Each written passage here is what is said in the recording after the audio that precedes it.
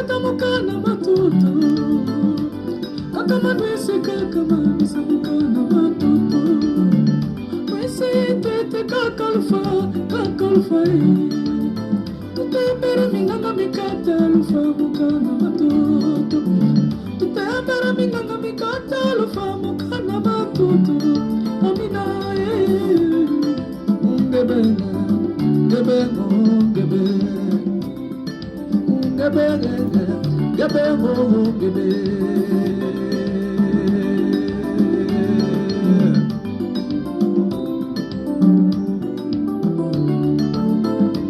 Samana singi mamutu batata mukana matutu. Kakamanwise kakamanisa mukana matutu. Wise tete kakalfa kakalfa. Tutembera minganga mikata lufa mukana matutu. Tutembera minganga mikata lufa mukana matutu. Amina Yesu ngebe ngebe ngebe ngebe ngebe ngebe.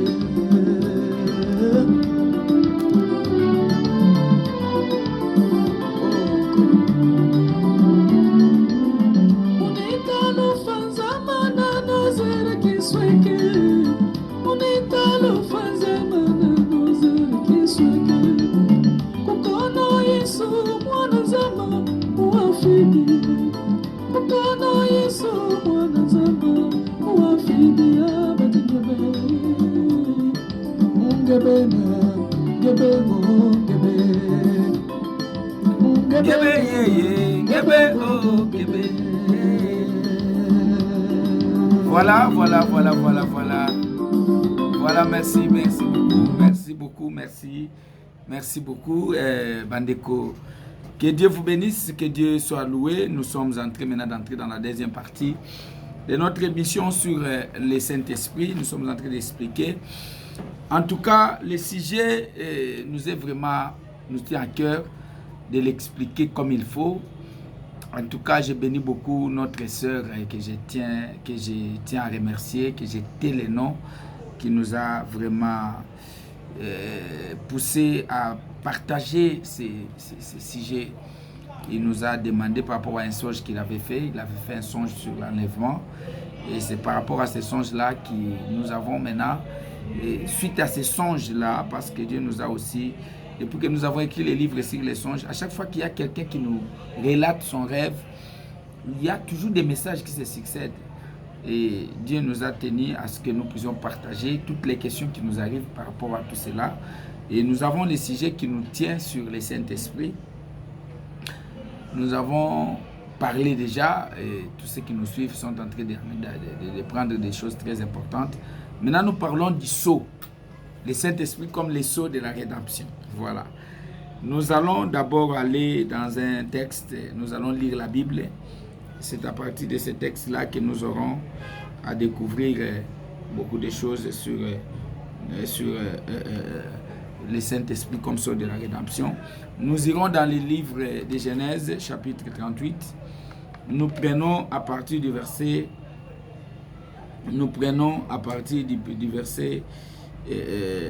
commençons à partir du verset 12. Nous prenons une histoire. Et c'est à partir de cette histoire-là que nous allons nous préciser sur ce que nous allons dire. Genèse chapitre 38, nous commençons à partir du verset 12. Les jours s'écoulèrent et la fille de Shua, femme de Juda, mourut. Lorsque Juda fut consolé, il monta à Timna vers ceux qui tondaient ses brebis, lui et son ami Ira, la Doulamite. On en informa Tamar et on lui dit, voici ton beau-père qui monte à Timna pour tondre ses brebis. Alors elle ôta ses habits de veuve, elle se couvrit d'un voile et s'enveloppa, et elle s'assit à l'entrée de Naïm sur le chemin de Timna, car elle voyait que Sheila était devenu grand et qu'elle ne lui était point donnée pour femme. Juda la vit et la prit pour une prostituée parce qu'elle avait couvert son visage. Et l'aborda sur le chemin et dit, laisse-moi aller vers toi car il ne connut pas que c'était sa belle-fille. Elle dit, que me donneras-tu pour venir vers moi? Il répondit, je t'enverrai un chevreau de mon troupeau. Elle dit, me donneras-tu un gage jusqu'à ce que tu l'envoies? Il répondit, quel gage te donnerai-je? Elle dit, ton cachet, ton cordon, et le bâton que tu as à la main. Et il le lui donna, puis il alla vers elle, et elle devint enceinte de lui. Elle s'éleva et s'en alla, elle ôta son voile et remit ses habits de veuve. Bien-aimés dans le Seigneur, nous sommes en train de parler maintenant du Saint-Esprit comme les sceaux de la rédemption. La rédemption, c'est le salut, la rédemption, c'est l'enlèvement, la rédemption aussi, c'est quitter ce corps pour revêtir un autre corps. C'est-à-dire, le salut par rapport à l'enlèvement, nous sommes en train d'expliquer comme étant, c'est-à-dire, en quittant cette terre, c'est une grande délivrance. Quitter la terre ici et aller dans la félicité de Dieu, c'est une grande délivrance. Et nous appelons la rédemption comme étant aussi la délivrance, c'est-à-dire c'est l'œuvre qui va se faire pour nous faire quitter la terre pour aller rejoindre l'époux. Alors, cette œuvre, nous avons dit que personne ne peut être enlevé s'il n'a pas le Saint-Esprit. Et maintenant, nous allons vous expliquer cela en allant dire l'histoire qui s'est passée dans la Bible. Nous venons de lire l'histoire de Judas. Judas qui est le 4e fils de Jacob. Jacob a eu cet enfant-là. Nous avons vu comment Jacob a vécu avec ses enfants, comment ses enfants, Jacob a envoyé Joseph pour voir ses frères. Et ses frères l'ont vendu. Après l'avoir vendu, maintenant c'est une histoire qui commence. Et Joseph est en Égypte. Joseph est dans la prison. Et son frère, maintenant Judas, qui doit se séparer de ses frères, qui doit aller loin de ses frères. Il va aller habiter là-bas. Et la Bible nous parle d'une histoire. Judas a eu ses 3 fils. Nous avons vu qu'avec ces 3 fils-là, il est allé chercher une femme pour ses 3 enfants. Et ces 3 enfants-là, nous entrons directement dans les messages. C'est la loi des psaumes et des prophètes. C'est la loi des psaumes et des prophètes. Judas, là, il est le symbole d'abord de Dieu lui-même, qui va chercher pour sauver l'humanité. Il doit envoyer les messages par les 3 voies, par la loi, par les psaumes et par les prophètes. Mais toutes les 3 voies, il n'a pas eu le salut. Il n'a pas trouvé les moyens d'avoir le salut sur l'humanité. Et nous avons vu même dans cette histoire-là, quand vous entrez, vous verrez que la femme-là, tous les 3 enfants n'avaient pas la possibilité de donner la grossesse à la femme. C'est-à-dire, le premier fils n'a pas donné l'enfant. Il était trop méchant, Dieu l'a tué. Et c'est la loi qui était trop dure, la loi qui tuait, et la loi qui ne pouvait pas donner l'enfant. Et nous avons les psaumes, nous avons aussi les prophètes, nous avons le 2e fils qui n'a pas aussi donné l'enfant, et même le 3e qui est Sheila. Nous venons de lire que la femme attendait pour que le 3e fils puisse grandir, mais le 3e fils ne grandissait pas, jusqu'à ce que cette femme a entendu parler. On lui a dit que Judas, sa femme, venait de mourir. C'est Israël. Israël, la mort, la loi a donné la mort à Israël. Judas, c'est-à-dire Dieu, avec sa première femme qui est Israël qui est morte parce qu'il n'a pas eu la vraie semence. Et la Bible dit, Judas fit consoler, et il montait à Timna vers ceux qui tondaient les brebis, lui et son ami Ira. Donc là maintenant, c'est une autre dispensation. C'est-à-dire Dieu maintenant descend sur la terre pour chercher une femme. C'est en descendant, nous voyons comment Tamar se déguise. Le déguisement de Tamar, c'est l'image même des nations qui se déguisent pour recevoir Dieu. C'est-à-dire l'humanité s'est déguisée pour recevoir, parce que Dieu ne pouvait pas aller directement chez les nations. Dieu est venu d'abord chez les Juifs, La Bible dit il est venu chez les siens, mais les siens ne l'ont point reçu. C'est le rejet là qui est le déguisement. Alors, c'est dans ces rejets là que nous trouvons que les nations s'est cachées, et s'est cachées dans les déguisements. Et la Bible dit alors à tous ceux qui l'ont reçu, à ceux qui croient en son nom, il leur a donné le pouvoir de devenir enfants de Dieu. C'est-à-dire, c'est dans cette cachette-là que Juda, qui est Dieu, il va maintenant recevoir Tamar, les nations, pour faire alliance avec Tamar. Tamar reçoit Juda, qui est son beau-père. En le recevant, la Bible dit que ce n'était pas facile. Il y a eu cette alliance-là. Tamar dit à Juda, tu veux sortir avec moi, mais tu dois me donner les gages. Tu dois me donner les gages parce que tu me dis que tu ne vas rien me donner. Et parce que jusque-là, Dieu en venant vers les nations, il n'avait pas encore rien à donner. Il n'avait pas encore livré son corps, il n'avait pas encore donné son sang. Mais il doit promettre. Voilà pourquoi Jésus, tout le temps qu'il a passé sur la terre, il nous promettait des choses. Mais 3 grandes choses que Juda devrait laisser à Tamar, c'est ce qui nous importe plus. Il a promis à Tamar, il a dit à Tamar, avant que je t'envoie les chevreaux, je vais d'abord te laisser 3 choses. Et la Bible dit, il a dit, je t'enverrai un chevreau. Je t'enverrai un chevreau. Mais avant que je t'envoie ces chevreaux, comme tu m'as demandé les gages, je dois te laisser je dois te laisser ce que tu m'as demandé, c'est-à-dire le cachet, le cordon et les bâtons. Donc, 3 choses-là nous importent beaucoup. Les cachets, les cordons et les bâtons. Je commence par le dernier qui est le bâton. Les bâtons n'est autre que le pouvoir. Parce que le bâton, c'est lui qui a les bâtons, il a le pouvoir. Jésus a dit, je vous ai donné le pouvoir de marcher sur les serpents et les scorpions. Les bâtons, c'est le pouvoir que Jésus a laissé à l'église. Nous avons la deuxième chose, c'est le cordon. Le cordon, c'est le sang qu'il a versé. Parce que le cordon, pour avoir un témoin, parce que tout ce que nous disons, nous devons avoir un témoin. Lorsque les espions sont allés voir Rahab a fait sortir les espions par la fenêtre. Mais les espions ont dit à Rahab, tu dois laisser les cordons par lesquels tu nous as fait sortir. Les cordons là devraient avoir été des couleurs cramoisies. Et lorsque nous viendrons, nous verrons par les cordons, ta maison sera sauvée. Donc, les cordons à fil cramoisi, c'est le sang de Jésus. C'est-à-dire la maison de Rahab, c'est la croix. C'est-à-dire c'est par la croix. Parce que Rahab, c'est la prostituée, c'est les péchés. Pour sauver l'humanité, Jésus n'avait qu'un seul signe qui devrait nous sauver, c'était son sang.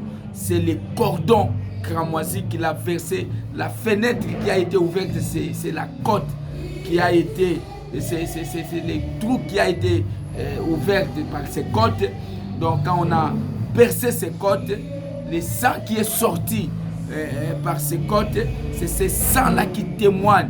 Donc nous avons été sauvés par ce sang-là. C'est les cordons. Donc les cordons que Juda a laissé à Tamar, c'est le sang que Jésus a laissé à l'église pour nous sauver par rapport à nos péchés. C'est les témoins. Maintenant, la troisième chose, c'est les cachets. Il a dit que tu vas me laisser aussi ton cachet. Les cachets, c'est le sceau. Les cachets, c'est le sceau. Le sceau, aujourd'hui, c'est le Saint-Esprit. Le Saint-Esprit, c'est le sceau qui nous aide pour les jours de la rédemption. Nous allons lire la Bible pour avoir vraiment la précision sur les sceaux, parce que nous allons chercher les témoins dans la Bible, parce que la Bible doit nous renseigner sur toutes choses. Nous avons Ephésiens chapitre 4 verset 30. Ephésiens chapitre 4 verset 30. La Bible dit ceci: n'attristez pas le Saint-Esprit de Dieu. N'attristez pas le Saint-Esprit de Dieu, par lequel vous avez été scellés pour le jour de la rédemption. C'est-à-dire, le Saint-Esprit, c'est un cachet. Le Saint-Esprit, c'est un sceau par lequel nous avons été scellés. Et c'est la marque qui nous différencie. C'est la marque, c'est-à-dire, nous avons expliqué la marque de la bête. C'est la marque de la bête, c'est pour identifier ceux qui appartiennent à l'Antichrist, ceux qui seront identifiés pour l'enfer. Alors, la marque qui identifie les chrétiens, les enfants de Dieu, c'est le Saint-Esprit. C'est-à-dire, tu ne peux pas entrer dans le royaume des cieux si tu n'es pas marqué de ces sceaux-là. C'est pourquoi la Bible dit, n'attristez pas le Saint-Esprit de Dieu, par lequel vous avez été scellés pour le jour de la rédemption. C'est-à-dire, le Saint-Esprit dans l'homme a pour rôle d'identifier la personne pour l'enlèvement, d'identifier la personne pour sa rédemption, pour son salut éternel. Nous avons expliqué la rédemption comme étant la dernière délivrance, comme étant le salut. C'est-à-dire, le salut, nous l'avons par la rédemption. Donc, cette rédemption est identifiée par les symboles du Saint-Esprit. Celui qui a le Saint-Esprit doit le protéger. Le Saint-Esprit est là pour le jour de ta rédemption. Alors, il ne faut pas l'attrister. Le Saint-Esprit, c'est comme le sceau. C'est un gage que Judas a laissé à Tamar. C'est-à-dire, à partir de ces gages-là, nous identifions à l'époux. C'est-à-dire, Judas a laissé la sémence à Tamar. Et c'est de la même manière aussi que Jésus nous a laissé sa parole. Il nous a aussi laissé, parce que la vraie sémence que Jésus nous a laissée, c'est sa parole. Et cette parole, nous l'avons et nous sommes convaincus que c'est sa parole par rapport au gage qu'il nous a laissé, qui est son Saint-Esprit. Parce que c'est son Saint-Esprit qui témoigne, qui rend témoignage que nous l'appartenons. C'est à partir de ce que Tamar avait, qui pouvait identifier réellement que la sémence qu'elle avait, elle venait de Judas. Voilà un peu dans un sens bref ce que signifie le Saint-Esprit. Le Saint-Esprit, c'est un gage. Le Saint-Esprit, c'est un sceau que nous avons reçu de l'époux qui est Judas. Nous qui sommes l'église qui est comme Tamar, nous avons reçu la sémence, c'est-à-dire nous avons été comme une prostituée parce que nous n'avions pas un époux. Nous étions censés accepter n'importe quelle divinité, nous les nations. Mais quand l'époux, c'est-à-dire Jésus est venu, il nous a donné sa parole qui est sa sémence. Et nous gardons cette parole jalousement suite à l'esprit que nous avons reçu. Et c'est l'esprit-là qui est le gage pour notre rédemption. Voilà, en bref, nous avons voulu donner d'une façon brève le Saint-Esprit comme étant le sceau pour la rédemption. Que Dieu vous bénisse pour encore cette suite que nous venons de vous donner. Nous nous excusons un peu pour la lumière, nous nous excusons un peu parce que par rapport à l'heure par laquelle nous passons cette émission. Que Dieu vous bénisse. S'il y a toujours des questions, envoyez-nous par notre site, soit par YouTube, soit par les réseaux sociaux, par Facebook ou par Instagram. Vous pouvez nous envoyer toujours par les contacts que vous avez. Nous sommes toujours là pour vous répondre. Vous pouvez aussi nous écrire sur votre WhatsApp sur les 0033 75 30 10 838. Nous répétons, c'est le WhatsApp que vous pouvez nous écrire. Pas de partout où vous êtes.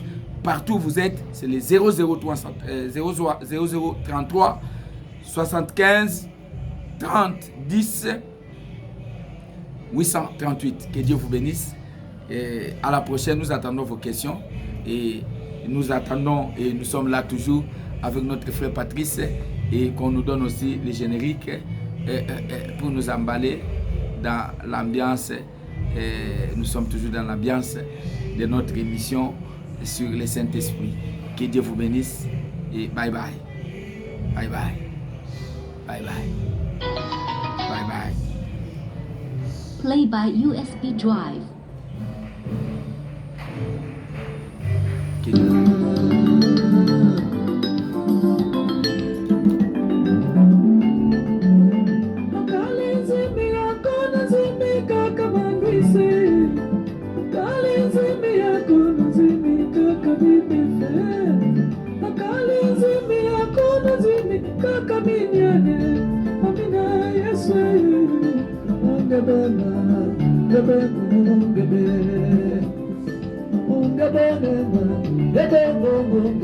Yeah.